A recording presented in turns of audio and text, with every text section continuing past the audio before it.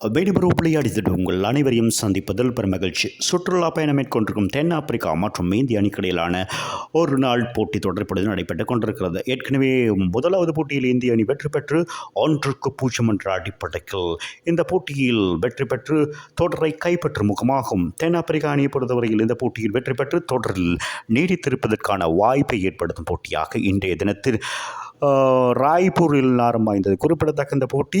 ஆகவே நாணய வெற்றி பெற்றிருந்த தென்னாப்பிரிக்கா அணி தமது அணியை முதலாவதாக களத்தடுப்பை தேர்வு செய்திருந்தார்கள். அதன் அடிப்படையில் இந்திய அணியின் ஆரம்ப துடுப்பாட்டர் ரோஹித் சர்மா மற்றும் ஜஸ்வால் அதிரடியான துடுப்பாட்டத்தை ஆரம்ப விக்கெட்டுக்காக வழங்கியிருந்த வேளையில் 29 பந்துகளில் 40 ஓட்டங்கள் பெறப்பட்டுள்ள நிலையில் ரோஹித் சர்மா 8 பந்துகளில் 4 ஓட்டங்கள் 3 இடங்களாக 12 ஓட்டங்களோடு ஆட்டமிழந்து வெளியேறினார்.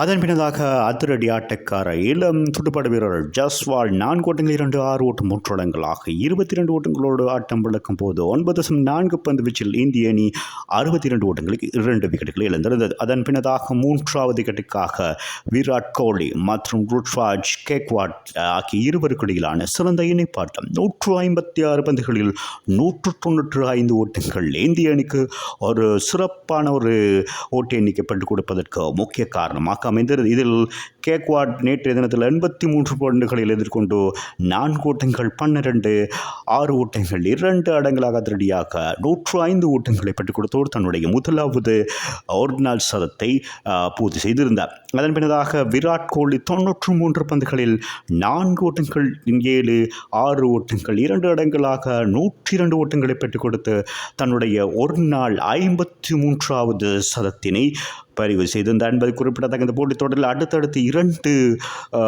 சதங்களை பெற்றுக் கொடுத்திருக்கிறார். தென்னாப்பிரிக்காவுக்கு எதிராக தொடர்ந்து 3 போட்டிகளில் சதங்களை பெற்றுக் கொடுத்த ஒரு சாதனையும் நிலைநாட்டியிருக்கிறார்.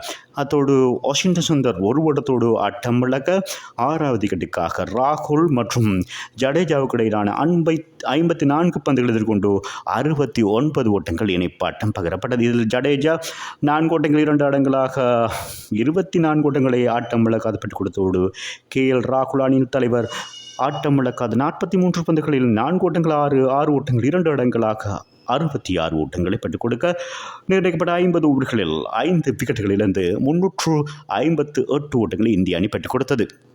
தென்னாப்பிரிக்கா பந்து வீச்சு போது மார்க்கோ ஜான்சன் 2 விக்கெட்டுகள், ஆண்ட்ரூ பேக்கர், லுங்கி நிக்கிடி 1 விக்கெட்டையும் வீழ்த்தியது குறிப்பிடத்தக்கது.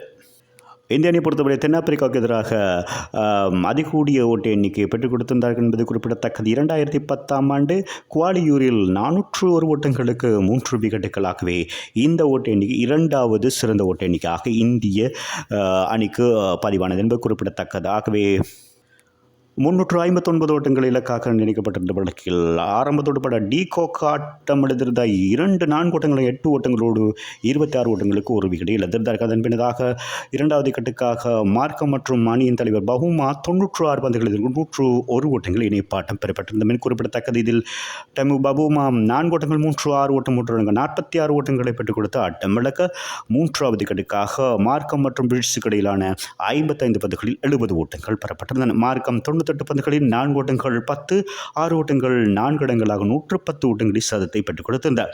பிரிட்ஸ் மற்றும் பிரவிஸுக்கு இடையிலான 4வது விக்கெட்டுக்கான இலைப்பாட்டம் 63 பந்துகள் 92 ஓட்டங்கள் பெறப்பட்டது. மேத்யூ பிரிட்ஸ் 64 பந்துகளில் 4 ஓட்டங்கள் 5 இடங்களாக 68 ஓட்டங்களை பெற்றுக் கொடுத்த ஆட்டம் விளக்க பிரியூஸ் 34 பந்துகளில் 4 ஓட்டம் 6 ஓட்டங்கள் 5 இடங்களாக 54 ஓட்டங்களை அதிரடி காட்டியிருந்தார்.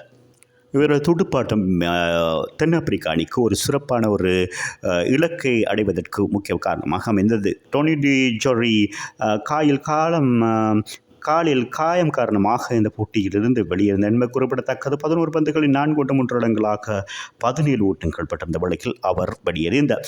கோர்பன் போஜ் 15 பந்துகள் இருந்து கொண்டு இறுதி வரை போராடி 4 ஓட்டங்கள் 3 இடங்களாக 26 ஓட்டங்களை பெற்று ஆட்டம் இழக்காதிருந்து இந்த போட்டியில் சிறப்பான ஒரு வெற்றி பெறுவதற்கு முக்கியமான காரணமாக அமைந்திருந்தார் என்பது குறிப்பிடத்தக்கது. அவரோடு கேசவ் மகாராஜ் ஆட்டம் இழக்காது 10 ஓட்டங்களோடு களத்தில் இருந்த வழக்கில் 49.2 பந்து வீச்சில் வீச்சில் 359 ஓட்டங்களுக்கு 6 விக்கெட்டுகள் இழந்து 4 விக்கெட்டுகள் வித்தியாசத்தில் இந்த போட்டியில் வெற்றி பெற்று தென்னாப்பிரிக்கா அணி 1-1 அடிப்படையில் சமநிலைப்படுத்தியிருக்கிறதாகவே மூன்றாவது போட்டியில் ஒரு விறுவிறுப்பான போட்டியை காணக்கூடியதான வாய்ப்பு இருக்கிறது என்பது குறிப்பிடத்தக்கது ரசிகர்களுக்கு. ஆகவே இந்திய பந்துவீச்சில் ஹர்ஷிப் சிங் மற்றும் பிரசித் கிருஷ்ணா தலா 2 விக்கெட்டுகளையும், ஹர்ஷித் ராணா மற்றும் குல்தீப் யாதவ் தலா 1 விக்கெட்டுகளையும் வீழ்த்தியதோடு இந்த போட்டியில் சதத்தை பெற்றுக் கொடுத்து 110 ஓட்டங்களை பெற்றுக் கொடுத்த தென்னாப்பிரிக்காவின் ஹைடன் மார்க்கம் இந்த போட்டியின் ஆட்ட நாயகனாக தெரிவான் என்பது குறிப்பிடத்தக்கது. மீண்டும் ஒரு விளையாட்டுச் செய்தியோடு உங்களை சந்திக்கும் வரை உங்களிடமிருந்து விடைபெறுவது உங்கள் அன்பின் பதுலை தாஸ். வணக்கம் அன்பு சொந்தங்களே.